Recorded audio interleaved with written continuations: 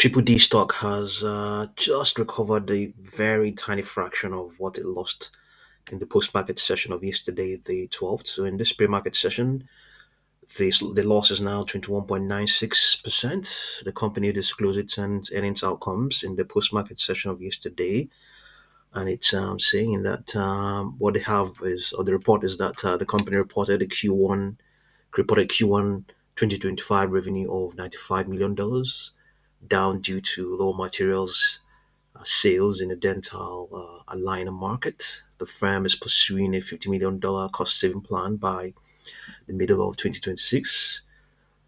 The Q1 non GAAP loss of $0.21 per share is worse than last year's 0.17 loss and missing analyst forecast of 0.14 loss. Yeah, that's I think that's what's the prevailing news should be that. Okay, let's see what's going on. So yeah, it's pulling back from 1.889. Let's see. We could try and project some upper projections.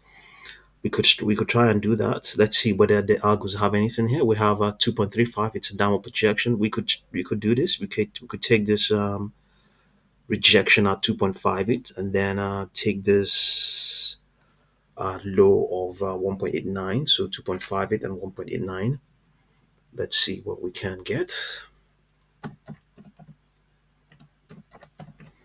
We have 0.69, so 0.69 multiplied by 1.618. We have 1.11. Add that to the current price of 1.99.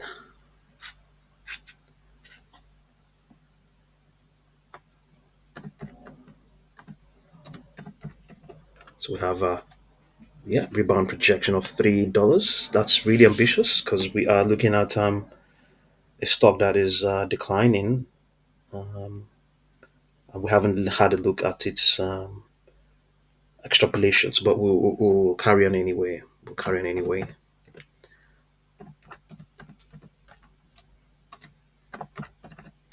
So we have a 3.79 as well, second Fibonacci projection.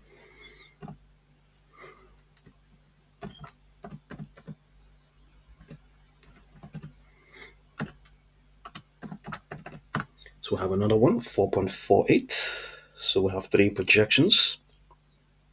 Okay, 3.1, 3.79, and 4.49. No guarantee that any of those will print. Let's see now whether it has printed such projections. It has printed them before. 4.49. Yeah, let's see. 4.49 will be somewhere here.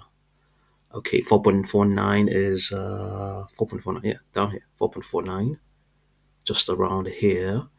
The sort of price it was trading at and middle of March of this year. So 3.41. Let's see where it takes us. 3.41. Yeah, just saw it now. 3.41. Somewhere around here. Yeah, 3.41.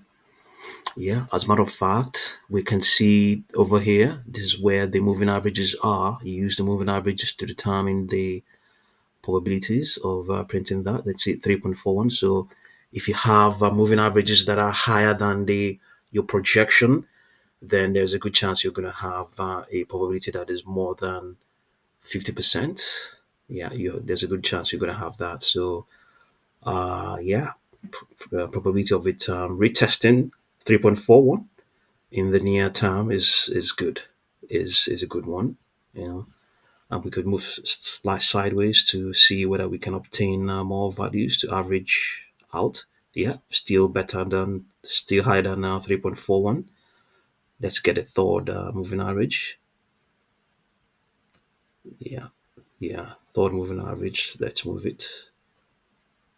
Yeah, we have it. So we have three moving averages we can use to get an average moving average for that point for 3.41, and all of them are indicating that indicating values that are higher than 3.41. If you input that, and use the standard deviation, yeah, you get a probability that is more than 50% that you can retest such highs. Yeah, let's see now. We could also try and have a look at its the extrapolation of the price,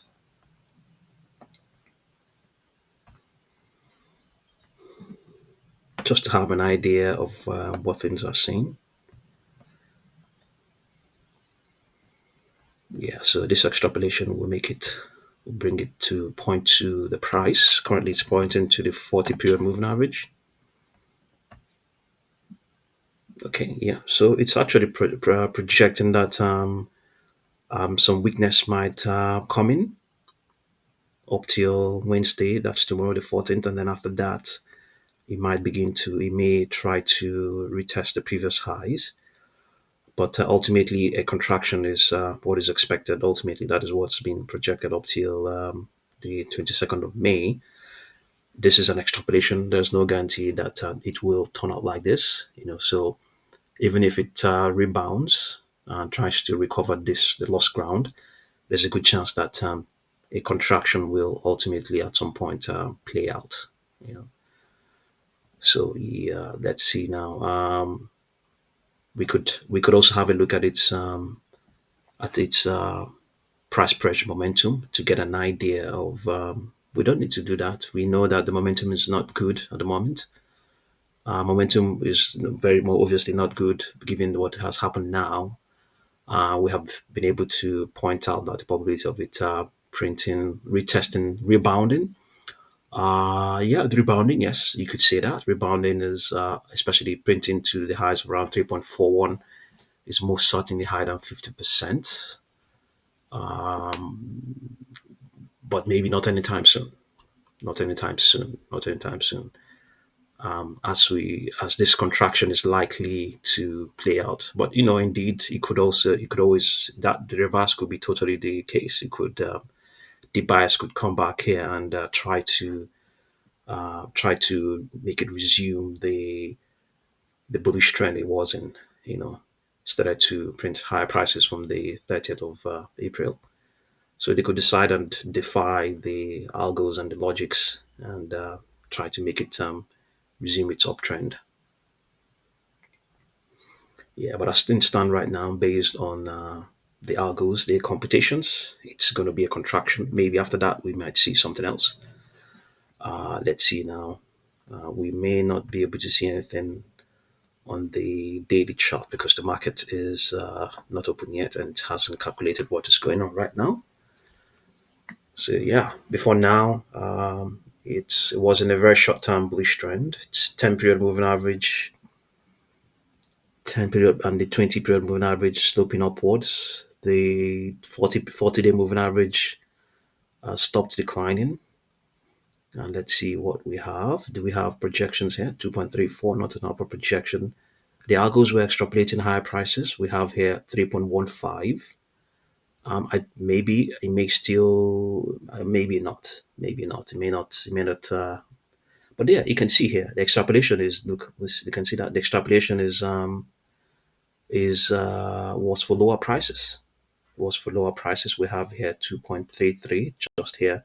It was actually projecting that it's going to get support at its 10 period moving average. Maybe it's probably felt the company wouldn't be able to do well in terms of its maybe the way the algos were programmed. It's such that it wasn't going to do well in terms of its earnings and calculated that it's going to deep by today. Yeah, as a matter of fact, that's a projection for today. So if that remains in place, maybe we could still this may still remain valid.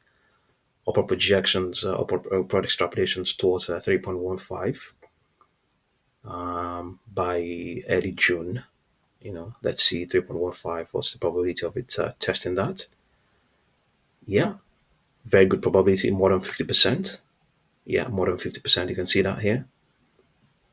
The values are more than 50%. More than the values we have there, the moving average values are higher than the projection we have. The projection is 3.16. You can see the moving averages. The first one is a 10-day moving average. Second one is 21. Third one is 240. The last one is 327. So even the last one is a 200 day moving average. All of them. I mean, based on whichever one you want, whichever one, whichever moving average, whichever time frame you want to reference, the probability of it retesting 3.15 is higher than 50%. Yeah. So triple D on the move, or rather down.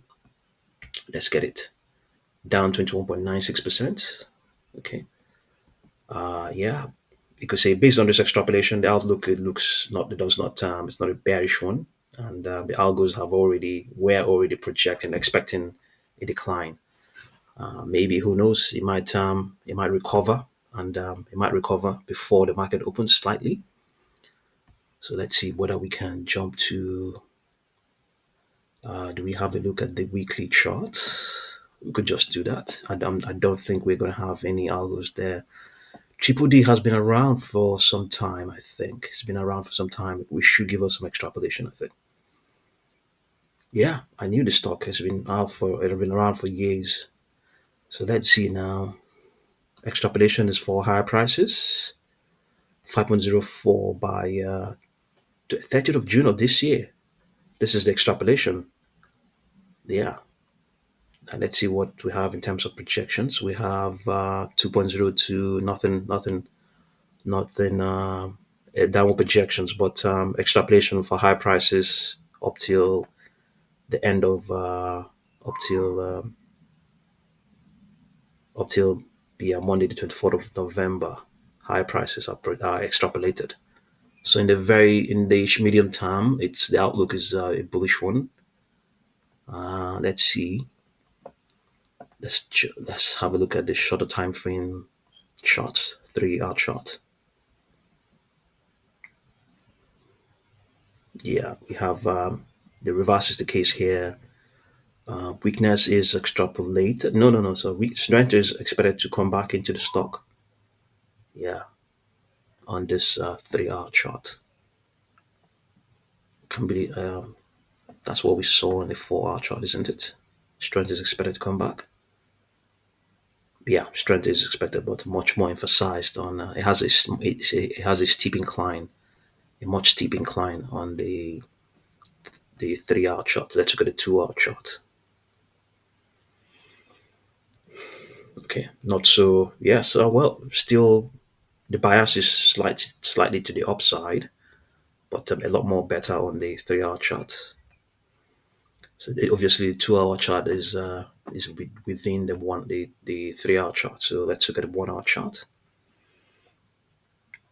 Okay, more of a neutral contraction. Okay, let's see here. Okay, we have some projections here on the 1 hour chart. Let's see what we have. We have 2.46. Are you sure? Yeah, 2.46. Yeah. We may have ambitious projections on the 5 minute chart. Let's see. Yeah, here on the 5 minute, it's more of a neutral contraction. Let's see what we have. We have